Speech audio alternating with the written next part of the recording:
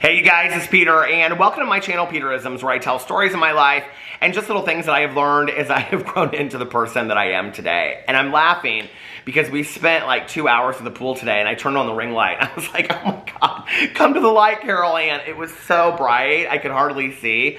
So I had to turn the ring light down a little bit. Yeah, we spent like 2 hours at the pool, and then when we came home, it began storming and raining, so it's like this perfect summer storm outside, which is really nice. It's perfect nap weather. But I thought I would get on here and do a meditation since I didn't do one yesterday. I brought 3 of my favorite books with me. So I have no idea what they say, so let's get into this. Let's see, July 11th, and this is from the Daily Book of Positive Quotations by Linda Picone. I'm kind of like letting my eyes get used to the light. I'm like, oh my gosh, it's so bright. All right, July 11th, let's see what it says. There's pretty picture right there. July 11th, room at the top. There is always room at the top. Daniel Webster. In a zero-sum game, no one can win without someone else suffering a corresponding loss. Fortunately, life is not a zero-sum game, though there are some who seem to believe that it is. We don't have to push others aside to be winners, and we don't have to enjoy our successes alone. In fact, sharing our successes with others can make them much more meaningful and pleasurable. I want to succeed and to include others with me as I do. I think this is a fantastic meditation, and you know, one of the things that I have learned through the years, and I think that it's been kind of a difficult lesson for me to learn. When I was younger, I think I was definitely more competitive than I am now. I won't say that I'm not competitive. I think many of us just have that competitiveness in our nature, right? But one of the things that I've learned is that my biggest competition is myself. You know, am I striving to do the best that I can? Am I striving to push myself the most?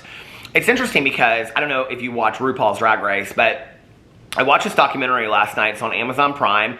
I think I'm like 45 minutes into it, and it's called Death Becomes Her, and it's about Jinx Monsoon, and it's like talks about the history of Jinx Monsoon and how she got started doing drag and you know, winning RuPaul's Drag Race and all this kind of stuff.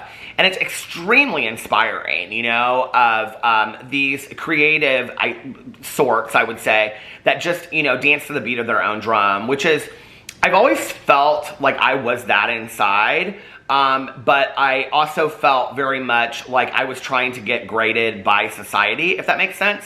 So I didn't feel like I could live my fullest, enjoyable self, you know? Like, I always was like, okay, well, I want to be up here, but it's safer to be a little bit down here in society. You know, people don't side-eye you as much, you don't get noticed as much, and things like that. And I think that the reality is, you know, are you always putting 100% of yourself into yourself every single day? You know, I say on here a lot, you know, dance and sing to the beat of your own soul. Like, you know, like, who are you inside? Match that on the outside. And that's hard, you know, I think it's really, really hard. I don't see other people today much as my competition. I really, really don't. You know, as long as I'm getting up and I'm doing the best that I can on a daily basis, and, you know, I'm trying my best, then it doesn't really matter what other people do. You know, there is always room at the top. It's like, you know, I think when we talk about award shows and things like that, you know, but it's like, okay, if you think about the Academy Awards, because I love the Academy Awards and I've always watched them, you know, you grew up watching them with my mom. Just because one movie wins does not mean that the other 4 that are nominated are horrible and don't also deserve to be watched, you know? Sometimes the films that don't win are personally our favorites more than other ones, you know, or the Grammys, you know? I've seen a lot of artists win at the Grammys that I've never heard one song of theirs, but then there's an artist that doesn't even get noticed, you know what I mean? So it's very much like that in the publishing world with books too. It's like, you know, when I look at my favorite books the last year that I read some great books during COVID, you know, or listened to them on Audible, and I listened to this one that was called The Southern Book Club's Guide to Slaying Vampires. It was fantastic. And I also read The Sundown Motel, which was fantastic. And you know, it's not one of these books that's on the bestseller list. It's not getting a lot of, they're not getting a lot of acknowledgement, but they were books for me that I literally could not put down, you know? So there's always room at the top, or, you know, to the side, or over here, or wherever. We don't have to be that number 1 to be super successful. And I think when you always aim for that too, you become like this kind of perfectionist that you think, if I'm not at the top, then what's the point? I think the question is, are you doing your personal best on a daily basis? The other thing I think also is that I realized, in the last couple years, is that if I'm pointing my finger at everybody else, right, and that can be pointing out their faults or pointing out this or whatever, but that can also be in comparing myself to somebody else. Like my friend says, you always lose by comparison. And I've shared that on here a lot, which I think is true. If I'm looking at that person, right, and I'm pointing over there and I'm thinking to myself, well, they're this and they do that and they do this and whatever, then I'm not really looking at myself and what I need to improve about myself. I'm looking at myself in comparison to them. Well, their journey is completely different than mine. And what they need to work on and what they need to do in their life is completely different than what I need to work on in mine, I've been kind of surprised through the years, I played into that. I think in my late 20s, early 30s, I played very much into that. Well, my friend has a $500,000 house, or they do this, or they do that, or, they have this car, or they have these stocks set aside and all this kind of stuff. And I just didn't. That was not my life, and I lived in an apartment and I had a job that I didn't make tons of money off of. But I was happy, I was really, really happy. And I would look at that and I would think, but I always felt like something was missing, like something was missing from my life.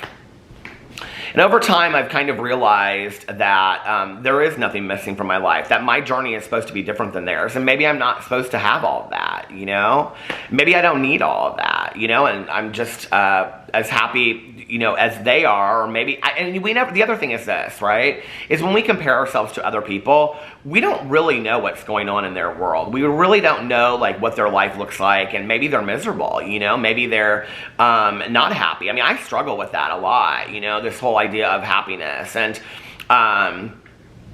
just, like, I think that a lot of people, like, it's like my mom used to talk about the Christmas cards. You guys know what I'm talking about? And it would be like mom and dad sitting there, and they would all have matching sweaters, and then Judy, she went to Smith, and she just, pledged Pi-Phi, and, Johnny Jr., he just, got into Duke, and he's gonna go to, I don't know, Duke Business School or something. I'm making this up, and even the dog just, got Best in Show or something like that, Sally Joe, or she got first in junior kindergarten. We were at the pool today, and these mothers were talking, and this one mother was like, she was like, now when does he start school? And she was like, I don't know why this cracked me up so much, but she was like, well, she starts school and she's at this learning lab deal, but she's going to be in junior kindergarten. And the other mother goes, oh, well, he'll be in senior kindergarten. I'm like, what is senior kindergarten and junior kindergarten?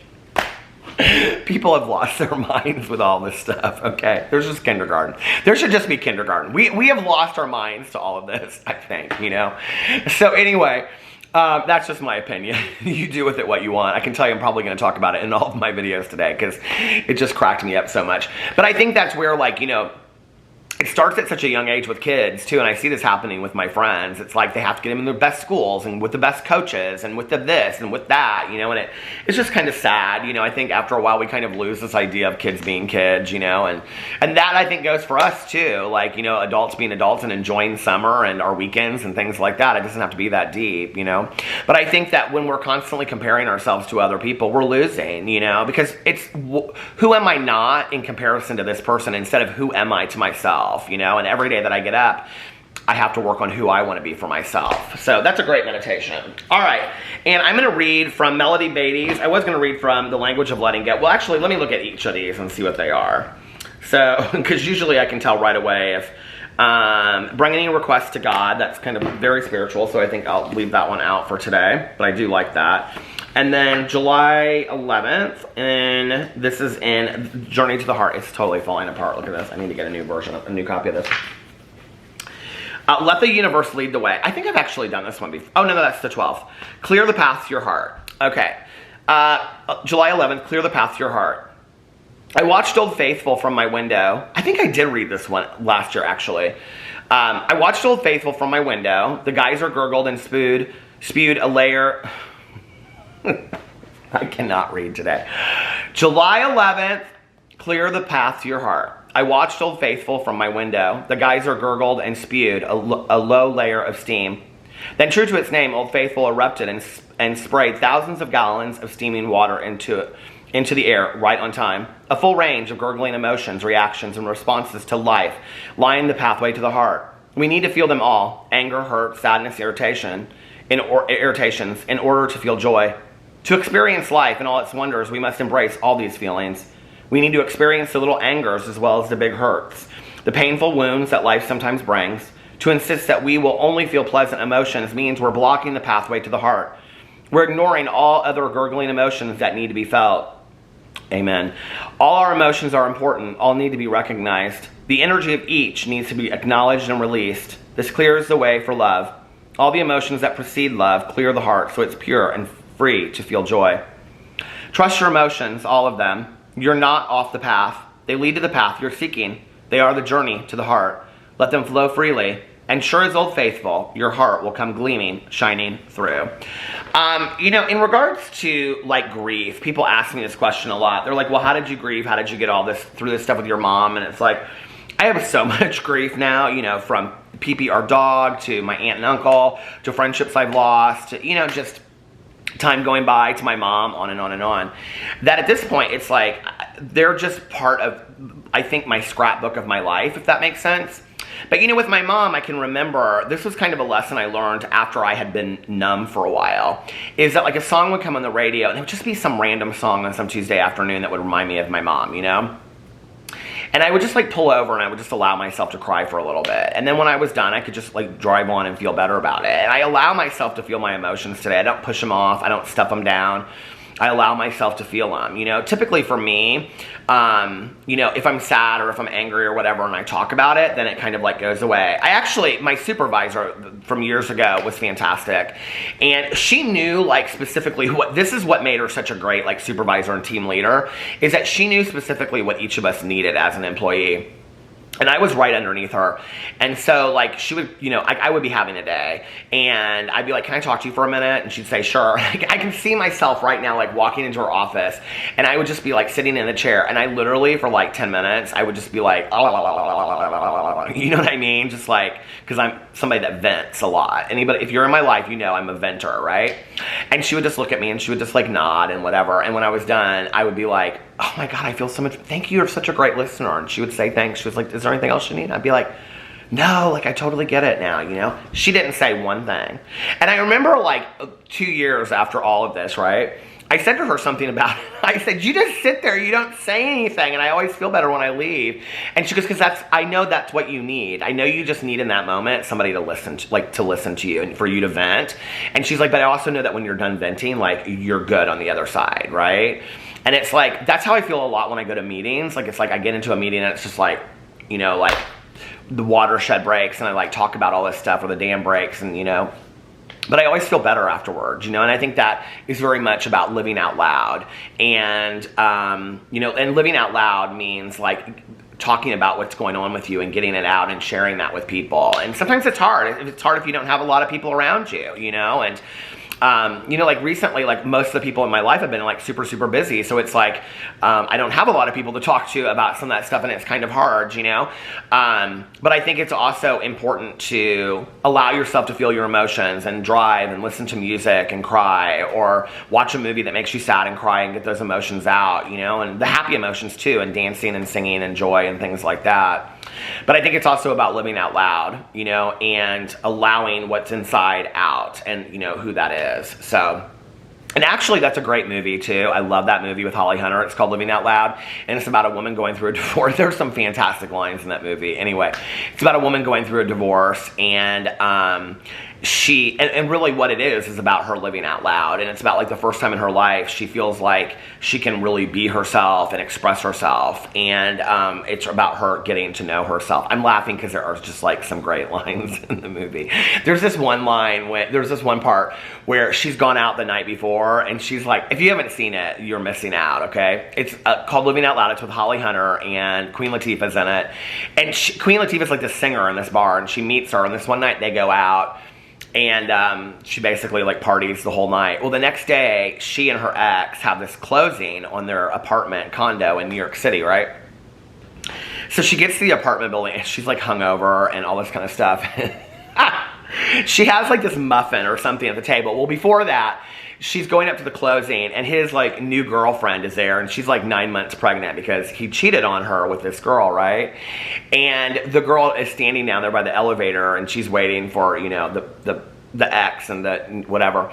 And she looks at Holly Hunter and she says, you know, I'm really sorry. Like, I'm typically not the kind of person that does this. Meaning like cheating on somebody.